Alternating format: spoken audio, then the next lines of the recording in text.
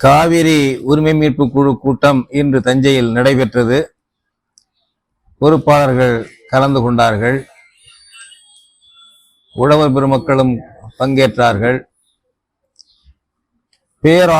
பேராபத்தாக மேக்கேதாட்டு அணை கட்டுவதற்கு கர்நாடகத்திற்கு அனுமதி கொடுக்கக்கூடிய ஒரு தீர்மானத்தை காவிரி மேலாண்மை ஆணையம் கடந்த 1/2/2024 அன்று தீர்மானமாக நிறைவேற்றி இந்திய அரசுக்கு அனுப்பியிருக்கிறது.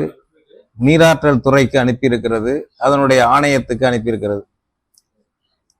அதாவது ஒரு சூழ்ச்சியாக கர்நாடகம் மேக்கேதாட்டிலே அணை கட்டிக் கொள்வது, அதையும் அங்கீகரிப்பது, தமிழ்நாட்டிலே வெண்ணாற்று பள்ளத்தாக்கு சீரமைப்புக்கு 1500 கோடி ரூபாயில் திட்டங்களையும் அங்கீகரிப்பது, அதற்கு தமிழ்நாடு அரசு வெளிநாடுகளில் கடன் வாங்குவதற்கு ஒத்துக்கொள்வது என்று ரெண்டையும், மேக்கேதாட்டு அணை கட்டுவதையும் தொடர்பில்லாத வெண்ணாற்று பாசனம் நமக்கு இருக்கின்ற கிழக்கே உள்ள பாசனத்துக்கு சீரமைப்பு செய்வதையும் இணைத்து ரெண்டையும் இந்திய அரசு ஏற்றுக்கொள்ள வேண்டும், செயல்படுத்த வேண்டும் என்று ஹல்தர் தலைமையிலே உள்ள காவேரி ஆணையம் தீர்மானம் நிறைவேற்றி அனுப்பியிருக்கிறது.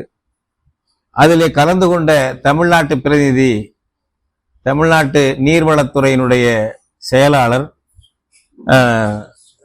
இந்த கூடுதல் தலைமைச் செயலாளர் பொறுப்பிலே உள்ளவர் சந்தீப் சக்சேனா அவர்கள் இதற்கு எதிர்ப்பு தெரிவித்து வாக்களித்திருக்கிறார்.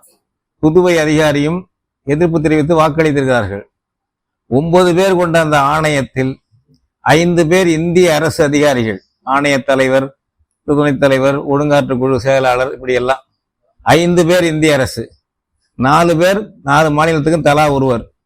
அப்படி என்றால் இயல்பாகவே இந்த 9 பேர்ல மத்திய அரசு நிறுவனம் 5 பேரை கொண்டிருக்கிறது, பெரும்பான்மை கொண்டிருக்கிறது. அது மட்டும் இல்லாமல் கர்நாடகம், கேரளா நமக்கு எதிராக வாக்களிக்கும். ஜனநாயகம் போல் தோற்றமளிக்கக்கூடிய ஒரு வஞ்சக வலை வீழ்த்துவதற்கானது. இந்த காவேரி மேலாண்மை ஆணைய நிகழ்ச்சி நிரலில் இந்த மேக்கேதாட்டு அணையை பேச வேண்டும் என்று வைத்த பொழுதெல்லாம் அதிமுக ஆட்சியிலும், ஏற்கனவே திமுக ஆட்சியிலும், கடந்த காலத்தில் இந்த ஸ்டாலின் அவர்களுடைய ஆட்சியிலும் அதிகாரிகள் அதை நிகழ்ச்சி நிரலில் வைத்தால் கூட்டத்தை புறக்கணிப்போம், வெளிநடப்பு செய்வோம் என்று எச்சரித்து விவாதிக்காமல் அதை நிறுத்தி வைத்திருந்தார்கள். இந்த தடவை கூட்டத்திலே தமிழ்நாடு அரசு அதிகாரி கலந்து கொண்டது ஏன்? எப்படி கலந்து கொண்டார்? எதிர்த்து வாக்களித்தாலும் அது செல்லாது, பெரும்பான்மை நம்மிடம் இல்லை, அது நிறைவேற்றப்படும், ஜனநாயக முகப்பூச்சி அதுக்கு பூசப்படும் என்று தெரிந்தும் கலந்து கொண்டது எப்படி என்று தமிழ்நாடு முதலமைச்சர் தான் பதில் சொல்லணும். தமிழ்நாடு நீர்வளத்துறை செயலாளர் அதில் ஏன் கலந்துகிட்டாரு? கலந்துகிட்டு எதிர்த்து வாக்களிச்சா சூழ்ச்சியானது அது. அது அடுத்தது வெண்ணாத்து திட்டத்தை அதில் இணைச்சிருக்காங்களே, என்ன நியாயம்? நம்ம ஏன் அதை ஏத்துக்கணும்? வெண்ணாறு நம்ம தண்ணிக்குள்ளரே, நமக்கு வர்ற தண்ணிக்குள்ள நம்ம பாசனம் பண்ணிக்கிறது, நம்ம திட்டம் போடுறது, இது இந்திய அரசுக்கு தனி.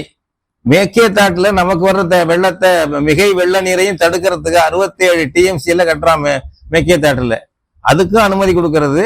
வெண்ணாத்துல நம்ம ஏற்கனவே உள்ள பாசனத்தை வாக்கியா வரப்ப சீர் பண்றதுக்கு அனுமதி கொடுக்கிறது. ரெண்டையும் சமப்படுத்தி சூழ்ச்சியாக செய்திருக்கிறார்கள். இந்த சூழ்ச்சியில் தமிழ்நாடு அரசு, இந்திய அரசு, கர்நாடக அரசு மூன்றும் சேர்ந்திருக்கும் என்று நாங்கள் சந்தேகப்படுகிறோம். ஏனென்றால் இதுவரைக்கும் இதை விளக்கல. 1ஆம் தேதி நடந்தது இந்த தீங்கு நடந்தது. காவேரி பாவசன விவசாயிகள் காவேரியை குடிநீராக குடிக்கக்கூடிய கழுத்து அறுக்கக்கூடிய இந்த வேலை கடந்த பிப்ரவரி 1ஆம் தேதி நடந்தது. பலரும் இதை எதிர்க்கிறார்கள். இதற்கு ஏன் தமிழ்நாடு அரசோ முதலமைச்சரோ விளக்கம் கொடுக்கவில்லை? அவங்களுடைய செயலாளர் போய் கலந்து கொண்டு வாக்கெடுப்பில் கலந்து கொண்டது எப்படி? முதல் முறையாக கலந்திருக்காங்க. இதை கண்டித்து இந்த மேக்கேதாட்டு அணையை அனுமதிக்க கூடாது, இதற்கு என்னென்ன வேலை செய்யணுமோ அதெல்லாம் செய்யணும். உச்சநீதிமன்றத்தில் இதை தடை கோரி தமிழ்நாடு அரசு போட்ட வழக்கு அப்படியே நிலுவையில் இருக்கிறது. எல்லாத்தையும் புறந்தள்ளி பண்ணியிருக்காங்க. எனவே இதை கண்டித்து, இதுக்கெல்லாம் மிக முக்கிய காரணம் இந்த சூழ்ச்சிக்கு கதாநாயகன், பின்னணியில் இருக்கிற கதாநாயகன் அந்த காவேரி ஆணைய தலைவர் ஹல்தர். அவர் ஏற்கனவே நீராற்றல் துறையில தலைவராக இருந்து பணி ஓய்வு பெற்று மோடி அரசனுடைய பரிசாக இதை பெற்றவர்.